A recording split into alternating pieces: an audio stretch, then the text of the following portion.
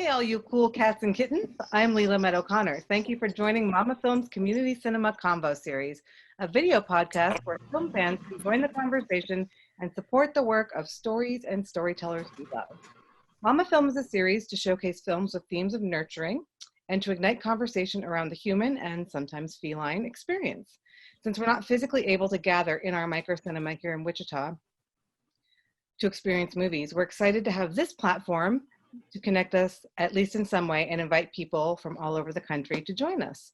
Today, we're talking about all things cats, and hope we have some cats show up for this conversation. Looks like we have a cat in Sheryl's arms. Sheryl, what's your cat's name? This is Steffi. Chevy is watching from the floor. Okay. Thanks for joining us. He or she? This is a she. The other one's a boy. She looks thrilled to be here, so that's absolutely amazing. Thank you.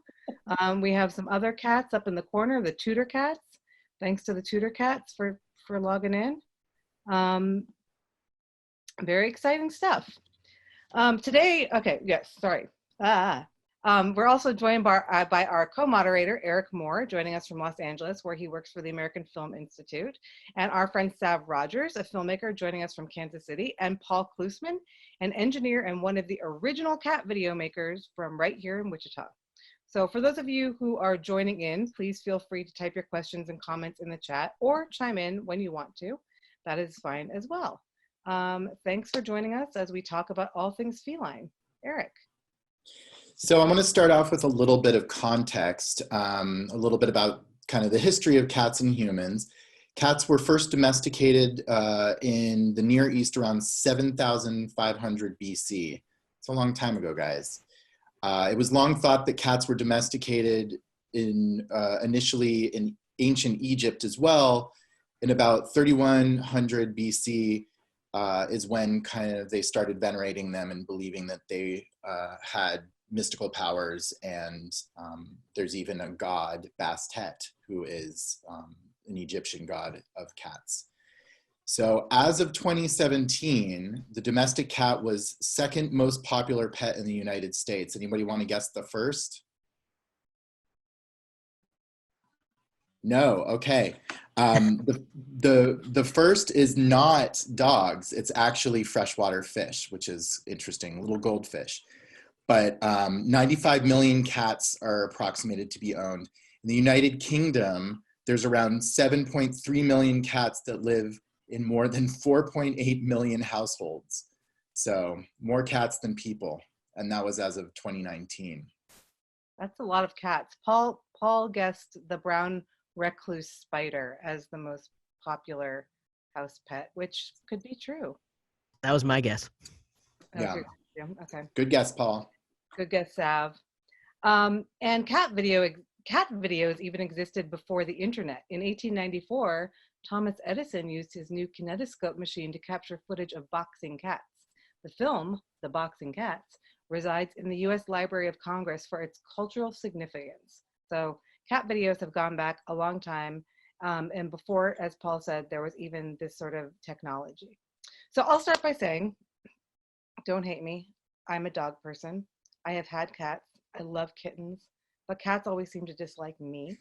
So maybe I'm just taking it too personally. But we'll start with a serious question.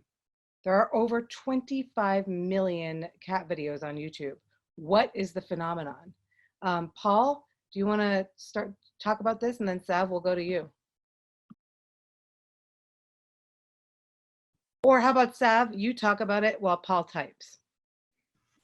Yeah, cat videos. I mean, what's not to love? I think people just like seeing, it's a pure thing. I think it's something that you can enjoy even if you're not a cat person, Cats are sweet. They like to, and they're sometimes vengeful, and it's kind of fun to watch them mess stuff up. I don't know. It's kind of cathartic to see something that's just kind of pure and devoid of anything ideological or anything like that. Like, it's just nice to see something happy. I don't know. I watch cat videos all the time. I can't tell you why I'm drawn to it other than I just like it. But I think it's just nice to just like things sometimes. Do you have cats? I had a cat. He was my first pet. His name was Jack. He was super sweet. First pet I ever had. I don't have cats now because my fiance is allergic. We have 2 dogs. She is somehow less allergic. But that's good by me. I'd love to have another cat someday. My daughter really wanted a cat, but she says daddy has to die first because he's allergic. So anyway, moving on. I did have a cat once. His name was Sunny. Eric, do you remember Sunny? Sunny was a mean cat. He was mean, yes. But he was named after Sonny Corleone. So, you know, kind of maybe he felt that. So Paul says, Paul's film, his first cat video, which we're going to get to, was just an accident. It was rejected from a film festival in Australia, so he put it on YouTube and it blew up one day. I have no idea what makes one video go and another one not go. We'll get to more about your cat video soon, Paul, because you're our bona fide cat video celebrity in the house. Yeah, so here's a question for you guys. Kind of thinking about the human gaze and cats, Gaze. Are we laughing at cats or are we laughing with cats? And are cat videos loving or are they exploitive? So I'm curious to know what you guys think. So, Can cats be exploited? Like by having a video of them on the internet? Is that the question? Sure. Are we laughing at them or are we laughing with them? What's the deal? I guess I never considered their point of view before. That's an interesting question. I like to think that they don't know they're funny, maybe, but I think that's fine because they don't seem to care. I don't know. As long as no one's hurting them, I guess I don't see anything wrong with it. You could ask Carol Baskin; she may have a different point of view, but I think for me, I'm pretty good. Sheryl, do you like cat videos? I got to unmute myself. Yeah, I think they're funny, but I think they're both. I think sometimes you're laughing with the cat, and sometimes they're like harassing them. Like in this one, they kept like harassing the cat that was sleeping, and its paw would move, and I'm like, let the poor kitty sleep. And Paul says it's fun. Paul says it's fun to see cats represented with human-like traits, and videos do this somehow. We're relating to them. I think the videos bring out some kind of human-like qualities. I think that's a good point. You know, like there's a lot of anthropomorphizing that we do when we watch animal videos, right? You know, even when it's not somebody giving an animal peanut butter and pretending that it's talking or whatever.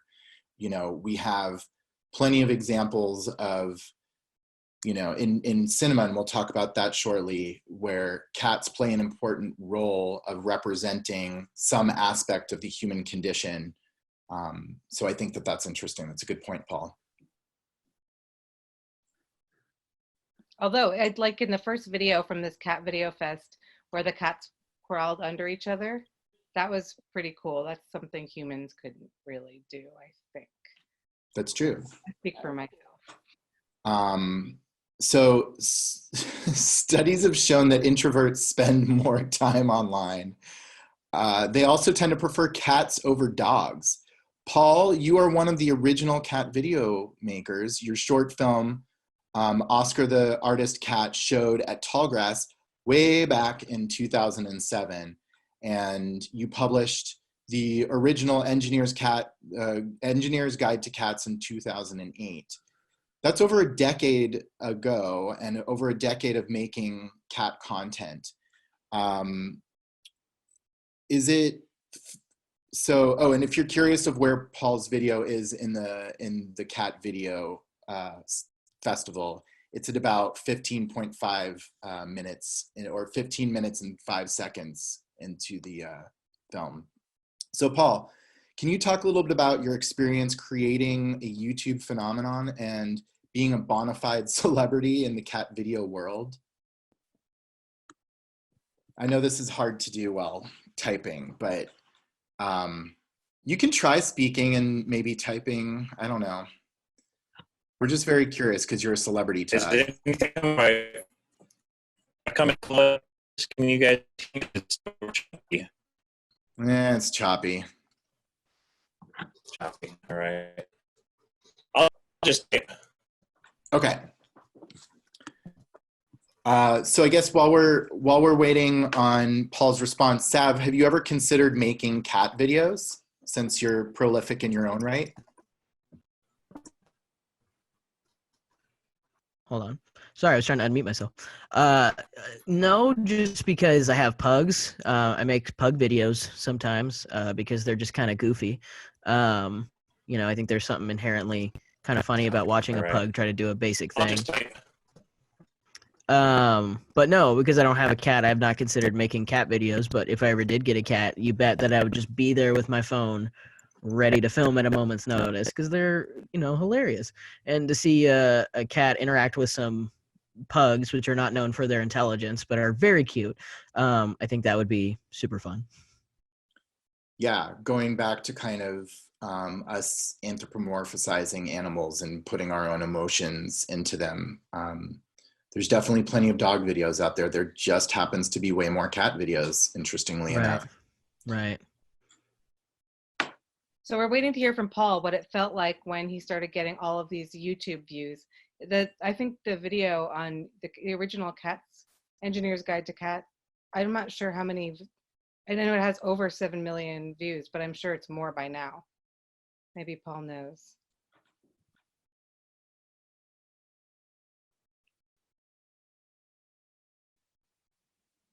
He says he found that his own cats were easy to work with because they were available 24/7 versus friends who needed to be scheduled.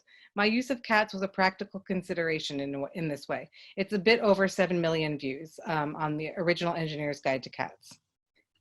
And you were interviewed for several publications, I believe, after that became a phenomenon, right? I remember. I think you were in USA Today or Parade Magazine, as I recall.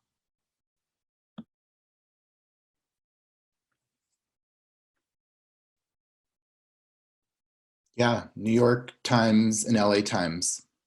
Very cool. Paul almost seems like our foreign correspondent here who's like in a war zone and we're having a lag. I love it. Almost like he's a cat translator. The cat Right. whisperer. The cat whisperer. Yeah, okay. So, Sav, since you're a filmmaker by profession, what do you think about all of these amateur cat videos being like a big and ubiquitous form of entertainment? Do you feel like it takes away from like the seriousness and the gravity of filmmaking? God, can you imagine if somebody was like, I hate cat videos, they take away from cinema? My God. No, of course not. I mean, there are different forms of entertainment for various reasons. People like what they like. I mean, I love, Martin Scorsese movies and all these other really serious, like, cinematic experiences. But I also spend a ridiculous amount of time on YouTube looking at cute animal videos of, like, interspecies animal friendships and whatnot, cats included. No, so I mean, entertainment is just, it's whatever you make of it. I'm glad that there's enough content out there for everyone to be stoked on. And I love that, Paul, that you like make cat videos. That is I think that's way cooler than being a professional filmmaker, like that just sounds like way more fun. And like, you get to spend all day with animals. That's rad to me. I'm curious, Paul, did you pay your cats in any way, or did you reward them for becoming sensations? Yeah, what was the compensation? And while he types that, Paul also says, people have asked if cat videos are art. I say if you're watching a cat video and drinking a beer, it's just a cat video. If you're drinking wine, then it's a form of art. And they got all the tuna they wanted for participating. How wonderful. Yeah, that seems fair. It does seem fair. We'll move on to go. Did you have something else, Eric? No, go. Okay. I'm just going to say, now that we've, covered the basics of cat videos, we can move on to some other felines in the media related topics, because it's been a very feline heavy year for us over the last 6 months even. For instance, the movie version of Cats I grew up with the stage version, and I have to admit, I can probably recite every single word to that movie. I mean, to that musical. I saw it so many times in junior high, but the movie adaptation just looked frightening. The reviews were incredible. If you haven't gone onto Rotten Tomatoes to just read the reviews, do yourself that favor. But E, have you seen it? So I have seen chunks of it through, so the answer is no, I haven't seen it, but I've seen enough to know that it's something that I want to get drunk and watch at some point. I don't know if I could fully appreciate it sober. Is that fair to say? I have seen it twice under the influence um, in theaters. Got an Uber home always, don't worry. But I don't think there's another way to watch the Cats 2019 movie because, like, as somebody who genuinely likes the stage musical Cats, which I get a lot of crap for from like my musical theater friends who think they're above Andrew Lloyd Webber, I guess. Like, I I genuinely think it misses the entire point of what people like about Cats. It's a beautiful like ballet with gorgeous music with poetry by T.S. Eliot. And the idea of trying to transform it into the narrative, the way that they went about it, doesn't quite work. And Paul has a great comment. Apparently, in the new Cats movie, there were cat buttholes in early edit that had to be digitally removed for final release. Can't say that about many other films. That's true. It wasn't that they were intentionally making cat buttholes. It's that there were folds in the VFX that were created and they looked like cat buttholes. So they had to bring in another VFX guy to digitally remove all of what looked like cat buttholes, which is amazing. And now the hashtag release the butthole cut is a thing on Twitter, which is amazing. But I've seen the stage music, or I've seen the movie Cats twice, and the biggest thing to me is that memory is like the song that you come to see Cats for, right? It's the song you know is going to happen. It's a standard now in musical theater. It's beautifully done, and I think that they totally ruin Jennifer Hudson's big moment at the emotional climax of the song, because the score is mixed louder than her vocals for whatever reason. It's not happening at any other part of the song, but they make like this like crescendo of the music so much louder than Jennifer Hudson, and it totally takes away from any of the emotion that you're supposed to feel at that moment, which is pretty devastating in a movie that feels pretty devastating. Yeah, I was going to bring up the butthole controversy. It's something that I think is interesting because are you, like, as an audience member, would you rather the authenticity of seeing the cats with their anatomical feature, or is that going to be distracting to the story? I feel like for me, I would be distracted by the buttholes. So if you watch the stage musical, they're just like humans in cat suits. There are no buttholes necessary. But the thing that I think really messes up the VFX in Cats 2019 is the fact that they have human noses. If you look at the stage musical, they have cat noses. They have makeup that makes it. I don't know why they went with a full human face and didn't bother to cover up their little weird fingers in the movie.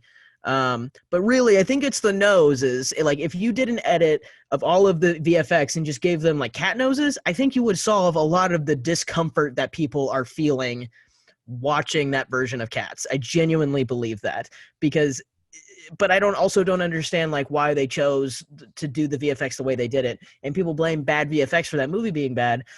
But I don't think that's the case. I think the visual effects team worked really hard on it and were given poor direction. That's what it seems like to me. And Paul brings up the point that he watched Bugs Bunny and more specifically Porky Pig, who were both anatomically incomplete. So there's a long history of censoring animal genitalia. So I think that's an important point to bring up. Thank you for that. Yeah. Now I really feel like I need to see the film too. So Eric, maybe we should do a screening of Cats and then have a conversation one of these quarantined weeks. Yeah. You're up for it. So Eric, rumor has it that you taught a class about acting like a cat. Was I this a did. pastel class, and what was the inspiration for that? So it was something that started as a joke. I worked at a summer program for high school kids. It was supposed to be, it was like a transitional program to get kids ready for college. It was at Wellesley College. And me and a coworker kept trying to push the boundaries of what we could do as educational activities. And so we offered up a class called Acting Like Cats, and it started off as a joke, and it was approved as a class. And we ended up having about 10 weird kids to join us, and it was so much fun. I have to say, it was something that ended up being requested every semester, and we did it for 2 years. 2 years, we did it 2 times a summer, and I don't know, people really liked acting like cats, and I'll admit to acting like a cat in the class. It was enjoyable. Did you get paid for this? Yes, I did get paid for this. Oh, Sav, go ahead. As someone who knows you, I would say that you still carry that training with you, and that you sometimes still do act like a cat. I lick myself, it's true. And you're just so light on your feet. Specifically, the licking himself in public places, though, is what I was referring to. Yeah, I got it. Just didn't want to out him, but thanks. It's fine. Okay, so speaking of acting like cats, let's talk a little bit about some of the most iconic cats in movie history. There's obviously plenty of cats that are animated. So we have, let's see, I wrote down some of them. We have the Aristocats, which was 1970, Oliver and Company, which was 1988, Gigi from Kiki's Delivery Service, which was 1989, the Miyazaki film. There's that creepy cat from Coraline, and then, of course, my favorite pair of animated cats, the Siamese cats from Lady and the Tramp, who are just a bunch of horrible, evil, baby-hating cats. So what are some of your favorite cats of any kind in cinema? Type that in the chat, Paul. You forgot about Garfield, that one Oh, yeah. adaptation with Bill Murray. I think, was it Bill Murray in that? Yeah. But I was thinking about, specifically for me, Church from Pet Sematary. That movie scared me so much, and I haven't seen it in a really long time, but now I want to watch it again. Yeah, there's a lot of cats that are going back to our conversation about kind of, you know, us looking at cats and giving them human traits. Cats a lot of the times are used as kind of semiotically as kind of like a henchman for, or like a peer of our evil villains. So we've got, you know, obviously the cat that's in Vito's cat from Godfather. There's Bigglesworth from Austin Powers. What else? There's the cat from Russia with Love. So yeah, I guess, what are some other, all of you guys, what are some of your other favorite cinema cats? Yeah, Sav, go ahead. My favorite cinema cat personally is Cheeto, who played Bleecker in the 2014 David Fincher thriller Gone Girl. Not only was it an excellent performance from Dear Cheeto, but David Fincher commended him for just being able to just sit in one spot for an entire day when they were filming. Absolutely no continuity errors from the cat, which is a rare feat, and I think deserves to be celebrated. And I'm a little offended that he was passed over for an honorary Academy Award for such good cat acting. That's impressive, actually. Paul says The Cat from Outer Space, a very old Disney movie. Sheryl says That Darn Cat. And Paul says, agree with the cat that can stay in one spot. That is very impressive. Hey guys, I'm just gonna, is my audio working a little bit better this way? Can you hear me? Yes, it's great. Hear you. Okay, I turned off my video, so that's gonna reduce the bandwidth. I'll just go ahead and join the conversation this way if it's okay. Perfect. Please. Gay Puree, how do you pronounce that, Sheryl? Is her favorite animated. Puree. Oh, gay puree, like gay puree. I get it. Purring like a cat, gay purring. Yeah. It's really cute. Wah, wah. I'll have to find that. But Sav and Paul as like filmmakers, why do you think that cats are often associated with like characters like Dr. Evil or Don Corleone, or like why is there like some sort of like you don't see like them petting like a little terrier or a little pug?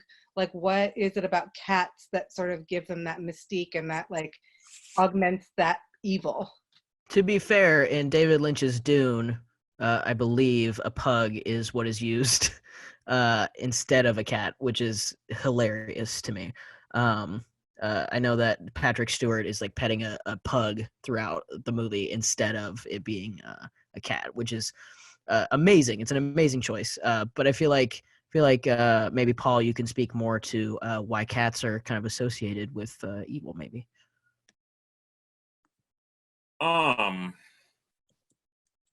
Why are cats associated with evil? My favorite story about someone who's ostensibly evil is The Godfather, but you have to wonder if, you know, the Don, the head of the family there, if he really is an evil person or not. You know, that's somebody that the audience is supposed to have sympathy for. And there's the famous scene where he's got this cat, and it's just this really nice, relaxed cat that's very friendly. And I guess the story goes that the cat wandered onto the set and just decided to incorporate him at the last second.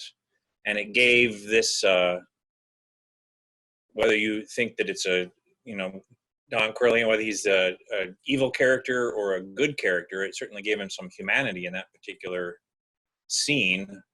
Why are cats associated with evil, though? I don't know. It's just sort of a stereotype, I guess. I think they're understood by a lot of people. They're much more subtle than other animals, and you've really got to kind of take some time to get to know them. So maybe it's just they seem to be standoffish at first when you don't really know them that well. So maybe that's why they get associated with, you know, somebody who's emotionally distant, like an evil character would be. Yeah, and they have an intensity that maybe a golden retriever just can't pull off. But that's a great point. But that's a great point about kind of humanizing a lot of these like maybe evil characters, and maybe it tethers them back to reality in them being more than just like larger than life, you know, like villains in a lot of these scenarios, or however you interpret these characters. I mean, like Dr. Evil having a cat, kind of plays off the villain stereotype, but it also, makes it that somebody could love Dr. Evil, which is, kind of a redeeming quality in that sense.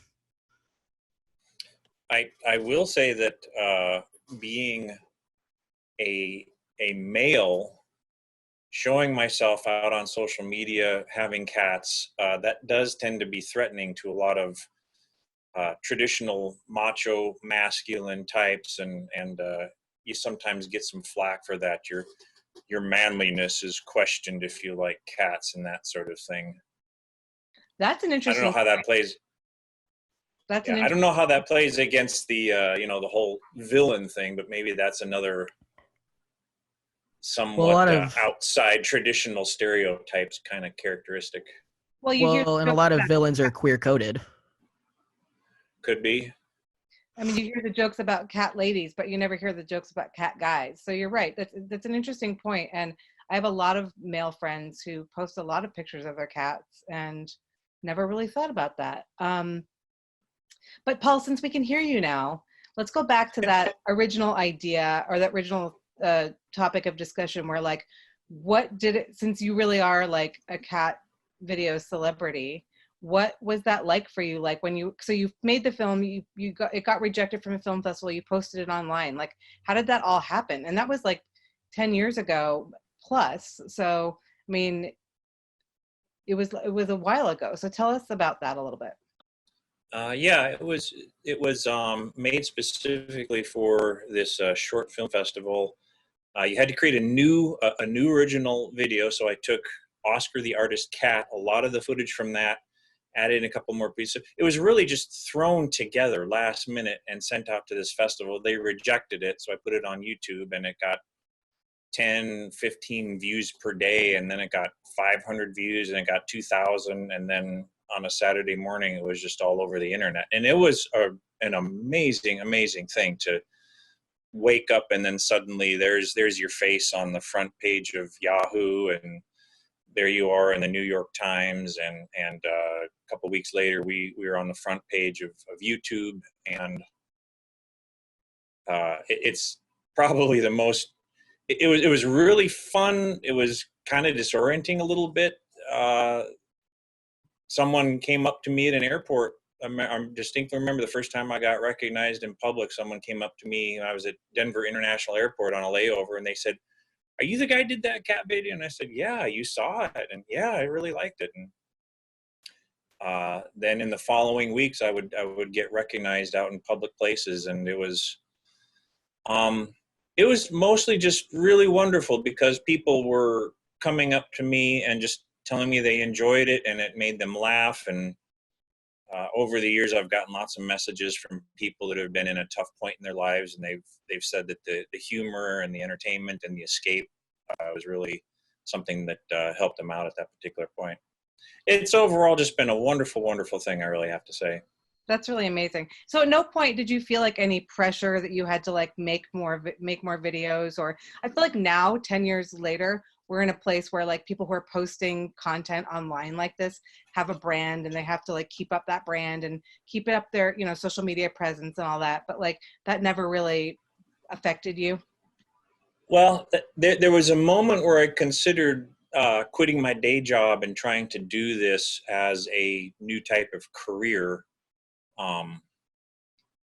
The second video that I put out that was within the same series of the Engineer's Guide was when my cat Ginger ran for president. It was called Engineer's Guide to Voting Ginger Cat for President, and it didn't get nearly as much popularity as that first one. So that made me think that I should probably keep my day job and do this just as a hobby. And that took a lot of the pressure off. I never set out to make money with the cat videos, and looking back, I certainly achieved that goal of not making money. And with that, it was just a matter of just putting them out whenever I wanted to. And for sure, back then, and especially now, if you're on YouTube and you want to do it as a career, if you want to do it as a money-making thing, you have to put out content at least once a week, preferably several times a week if you can.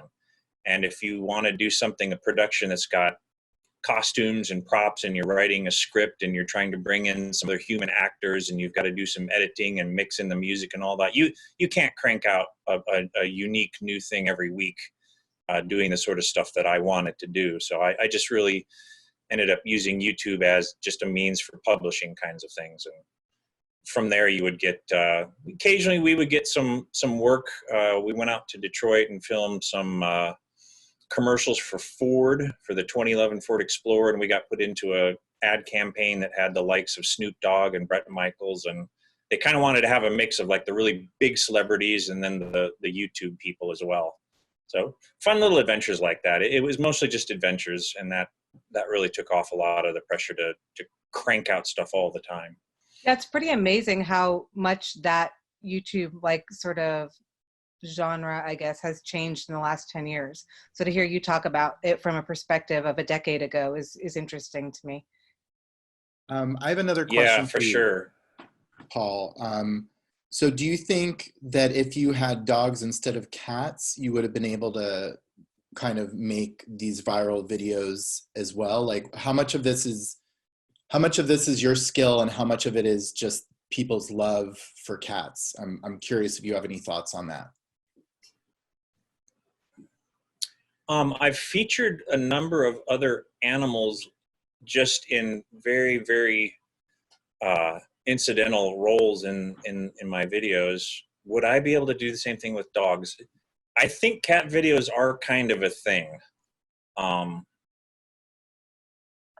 Who's to say? When the first video took off, I thought I was just the greatest up-and-coming filmmaker in the world. That the first video trended to #1 on the entire internet for a couple hours one day, and seeing your content as the most popular thing on the entire internet is a pretty amazing thing to witness. So I just thought I was, you know, the next greatest Hollywood director you'd ever seen, and it turns out that was not the case. You were like the Kim Kardashian of your time.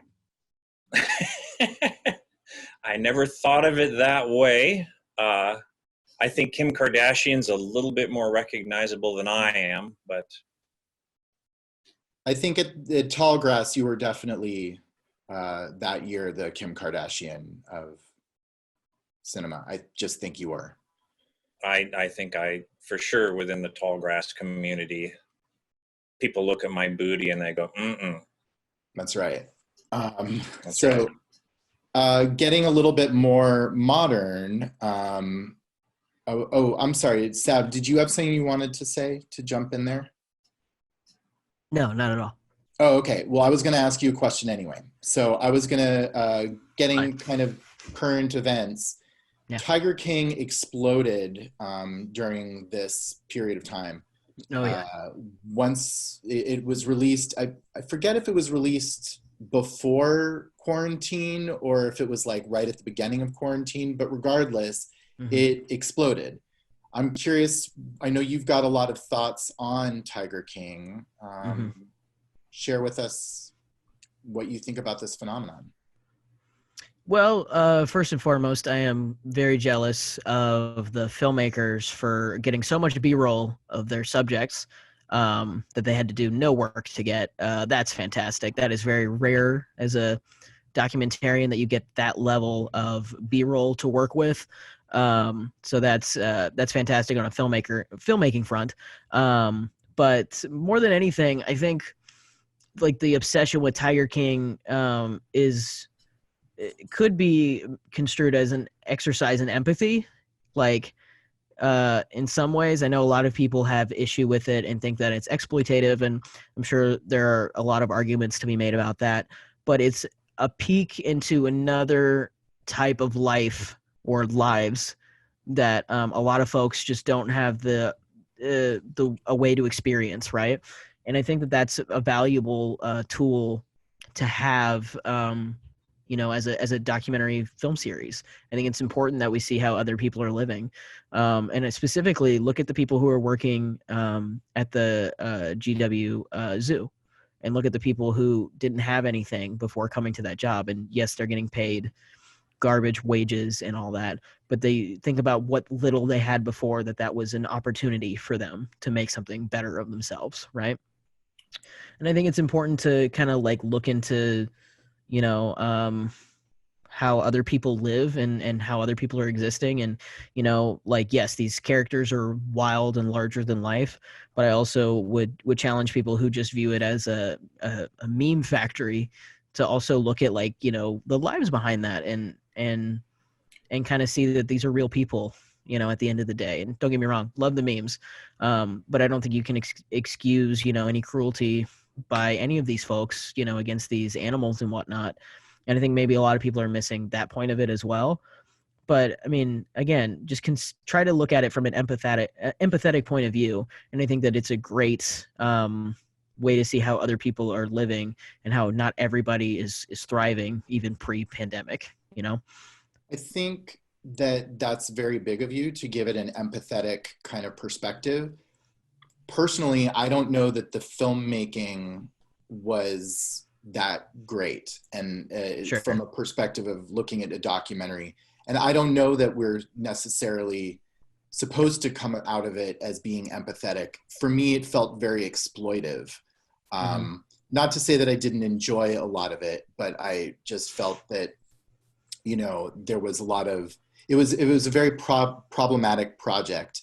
I felt like if it was going to be less exploitive, it could have been done in maybe like 3-4 episodes instead of dragging it out and really kind of showing the absurdity of these people. And I'm just kind of curious what you have to say about that. I mean, I take it as like the filmmakers made their version of this movie. And, I think you can say a lot about their filmmaking practices and, whether or not it was exploitive or not. I think it's a fair point of view to say it was. But also, I take a lot of umbrage with some of their tactics, like the fact that they never identified Saf as a transgender guy and kept referring to him as a girl the whole time. As a trans guy, I take a lot of issue with that. And I think that that is a really bad practice to have as a documentarian. I think you owe it to your audience to explain in context who these people are and give the audience an opportunity to understand them as people. But I also think that, you know, there is a lot of absurdity in this story, you know, that was showcased, certainly, you know, and I was laughing at different parts of it.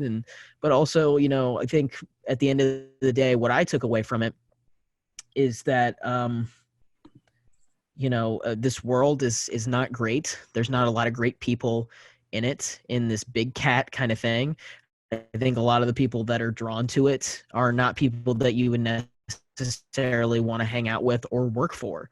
And I think that was shown very well through Joe Exotic, Doc Antle, and Carol Baskin. And so if it made you want to stay away from the big cat world, I think it did its job, at least for me. But I left, you know, I think those final moments of the final episode where Joe Exotic talks about his chimpanzees and what happened after they were allowed to hug each other after years of sitting in the same cage or different cages and not able to touch each other.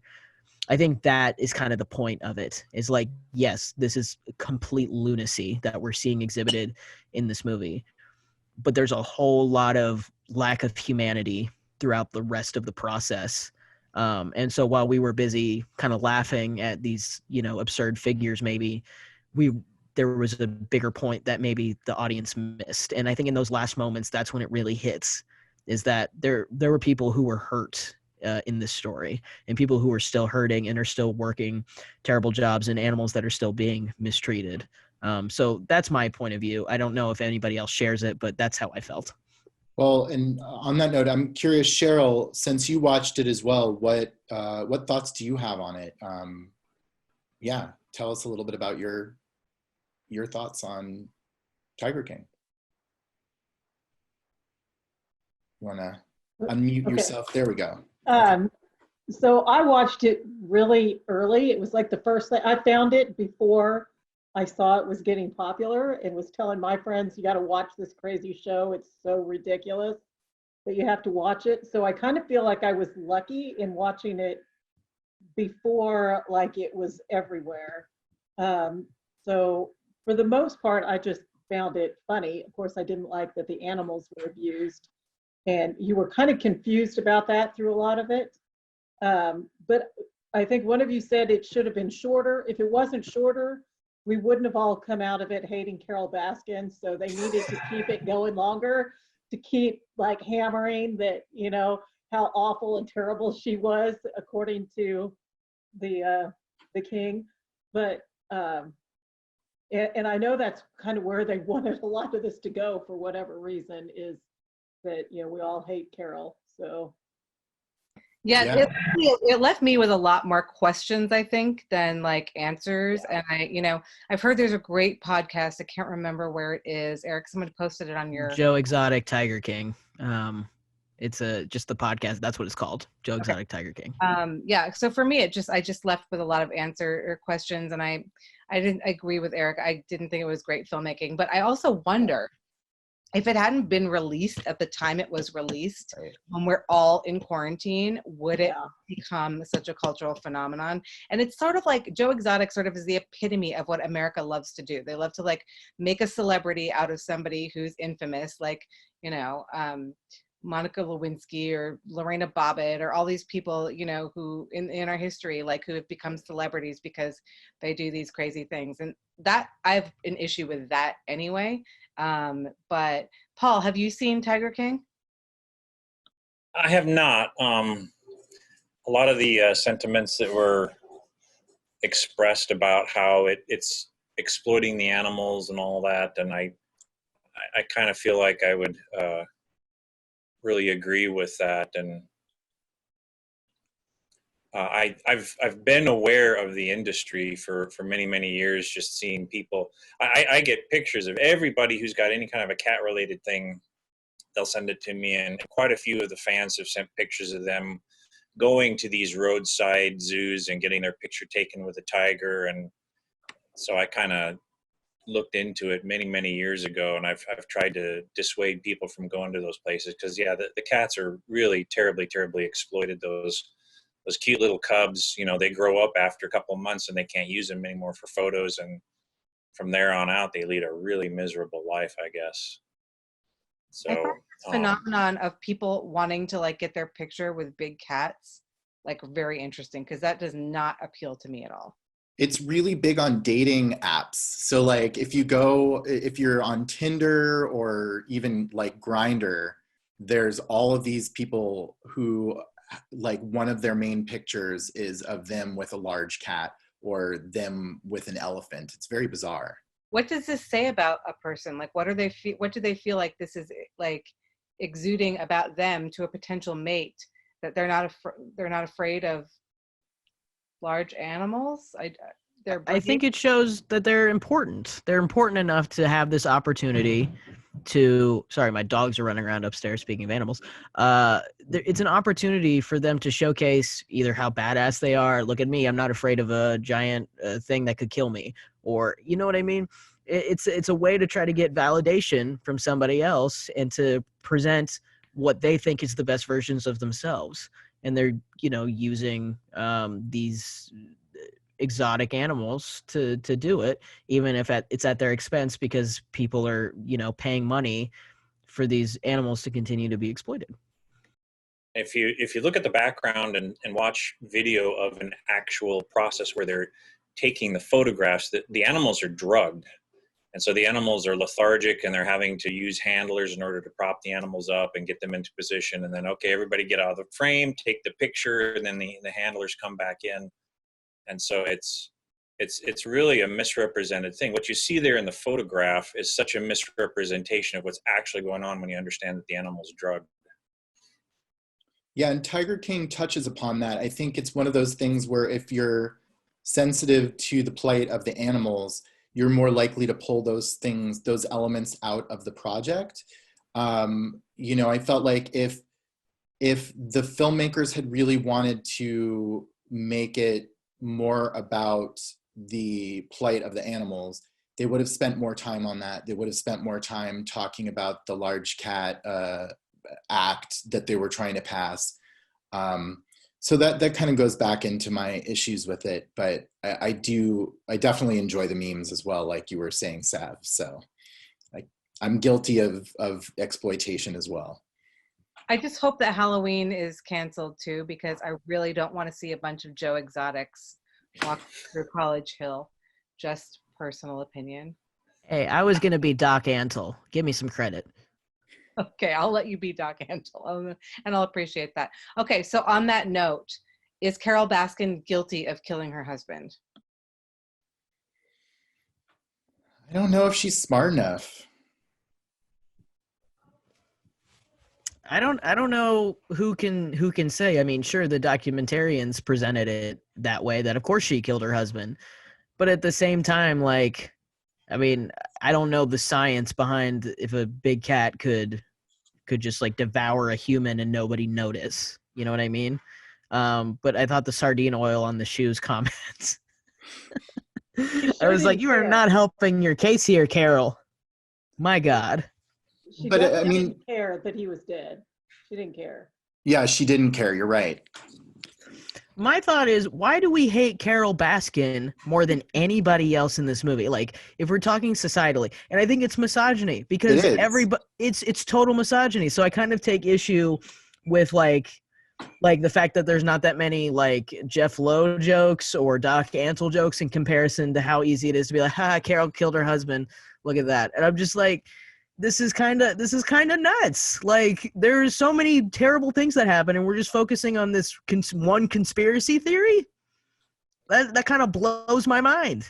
Well, it does go back to misogyny, and it goes back to what Paul was saying about him being seen differently because he has cats than if he had dogs. I think there's a very gendered there's very gendered kind of stereotypes put towards dogs and cats. Dogs are more masculine, cats are more feminine. So if you're relating yourself to cats, you're more likely to be, not a full man. So it goes back into kind of homophobia as well, I think.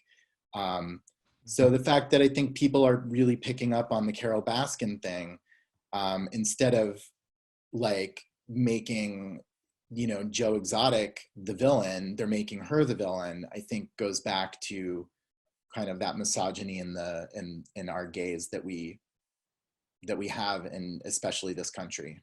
Yeah, but the thing about that that's so interesting to me is that like women are associated as being the warm, friendly, the gender, and men the more intense, steely, of the gender. And you think about dogs and cats are more masculine in that respect, and dogs would be more feminine in that respect. But cats' movements are more kind of sensual. They're more sexy. They're definitely more seen as feminine, whereas like a rambunctious dog is definitely got kind of a machismo to it. I don't know. I think it could go either way. I know what you mean. And interesting. A large dog can literally kill a human. Any domesticated cat could give you some pretty good scratches, but it's not going to come close to being able to kill you. Right. You get cats. So maybe that's where part of the gendered type of stereotype comes in. I just think we should be talking more about the polyamorous, not legal wedding that we see with matching pink shirts and mullets. I think that is by far the most interesting thing about the documentary that is not nearly talked about enough. I didn't know there's mullets. Oh, there's mullets. I might need to see it just for the mullets. It's worth it for the mullets. Arietta agrees with that. Do you want to go into that a little bit, Sav, just for those who haven't seen it? My God, my dogs are losing it upstairs over food. It's feeding time and they're excited. And they're pugs. They shouldn't be making that much noise. Anyway, no, I absolutely, unironically loved seeing the polyamorous wedding between Joe Exotic and his two younger husbands, who I don't believe he was legally married to either. But I just love that people showed up for it, and that genuinely that the husbands were not there for each other. It was a polyamorous wedding where they both kissed Joe Exotic and they did not kiss each other. So they were not married to each other, but they were both married to Joe Exotic. And it kind of shows that that cult leader status a little bit. And he was able to get these younger dudes to marry him and work on his zoo, but otherwise they had never been in a same-sex relationship before. And so it just kind of speaks, I think, that to the real idea behind the documentary, in my opinion, which is the charisma of these people who have these big cat zoos, and how they're able to persuade people into kind of doing whatever they want, even if they're not necessarily good people or nice people or anything like that. And kind of we talk about Doc Antle, we talk about Joe Exotic, Carol Baskin. They're able to persuade people into kind of doing what they want as it pertains to big cats, but also in terms of every other aspect of their life. I mean, the big cats is just a catalyst to focus on these cult leaders, which is kind of my view of the documentary. And I think, but genuinely, the wedding was so kitschy and everything that I can't help but unironically absolutely love it. I think it's fantastic. Just to look at what a wedding in that environment looks like. So. So are these people who are exploiting the cats, they're also able to easily exploit other humans then as well? Is that kind of a takeaway? Absolutely. Yeah, I mean, everybody, there's that desire to be associated with these large cats. So, they're able to exploit that. Throughout the film, you kind of get the feeling that these two boys never really cared for Joe Exotic romantically. They cared for the opportunities that he was able to provide them, the closeness to the cats, the guns, because there's lots of guns, quote unquote boy stuff. Well, and also, how Joe Exotic was just kind of yearning for any kind of connection. I mean, this is a dude who was desperately lonely, who was able to kind of create a universe around him by having these exotic animals. And I think that is a fascinating character study in and of itself. Arietta said, don't forget the drugs. Right. Yeah. Yeah. I mean, it's quite, it's been a minute because I haven't seen it since it came out. But but I don't know if he enticed them with the drugs or if it was implied that he did, or other people said that he didn't. But it's questionable because, all of his partners suffered from addiction issues. So did he hook them up with drugs in exchange for partnership? I think that's a questionable element of it. And then Sheryl asked, how many wives/partners did Doc have? And I love the guy that said, I don't fucking care. I love that guy. Yeah. Well, and the real irony of it all is that, Joe is now the one in the prison cell. I mean, I guess it's not ironic, but, the fact that that's where sorry, Paul, spoiler. Now you don't have to watch it, I guess. But that sort of isolation is how he treated those cats. And whether or not you like the guy and you feel sympathetic for him, I don't know. Yeah. Well, we all certainly feel isolation. We all certainly, a lot of us know what it feels like to be confined these days. That's a good point. I mean, maybe that's part Absolutely. of what we're and all on that reacting note, you to. led me right into our perfect wrap-up question here, Paul. First of all, are you working on any new cat videos while in quarantine? And secondly, how are your cats handling the quarantine and having you be around all the time? Well, I am trying to think of some kind of a clever take on being stuck at home alone with just you and your cats. I'm down to just one now. The other two have passed on, but it would kind of work out nicely that way. It's just me and the cat, and then the other fellow that you see in my older films, TJ, he's in Florida, and so we would have to do some kind of a virtual thing. So I'm kind of percolating with some ideas. Nothing's really formed up completely yet. What was the other part of your question? How am I doing with just me and the cats? No, how are your cats doing with you being Oh, around? how are the cats doing? They don't seem to really notice any difference, quite honestly. They're still mostly sleeping, and it's just Oscar now, and he's still just mostly sleeping all day long. So I can't really say that he notices there's much difference. He likes it when I'm home, so I suppose that he enjoys that I'm home all the time now. But right now, for example, I'm looking over at him. He's just asleep in a chair on the other side of the room, and honestly, he probably at this time of day doesn't care whether I'm here or not. It's not giving any fucks. Probably. Sheryl's cats did some videos. I did hear the story about that dog who had to go to the vet because he was so happy that his owner was home that he sprained his tail because he was wagging it so much. Oh, gee. It just shows you the difference between dogs and cats right there. Sav, for a last wrap-up question for you. Has this conversation made you reconsider making a cat video? If I had a cat, I would absolutely be making a cat video. I have nothing but interest and nothing but time and 0 cats. Eric, any last wrap-up comments from you or thoughts? I really enjoyed this conversation. I thought, there's, like cat videos, there's a lot of silliness, but there's also a lot of kind of serious human moments that I think are important to investigate. So I'm looking forward to more cat videos and our conversations about them. Absolutely. You can find more information about mamafilm by following us on our Facebook and Instagram links or at mama.film. You can even become a member of our village, which some of you are. And you can still rent the CatVideoFest Creature Comforts Edition in support of our organization. We will be donating a percentage of the profits to Friends of Feral Felines, Kansas. Thank you, Eric. Thank you, Sav. Thank you, Paul. Thank you to the Tudor Cats. Thank you, Sheryl and her cat for joining us. And we will see you next week. Have a great week, everyone.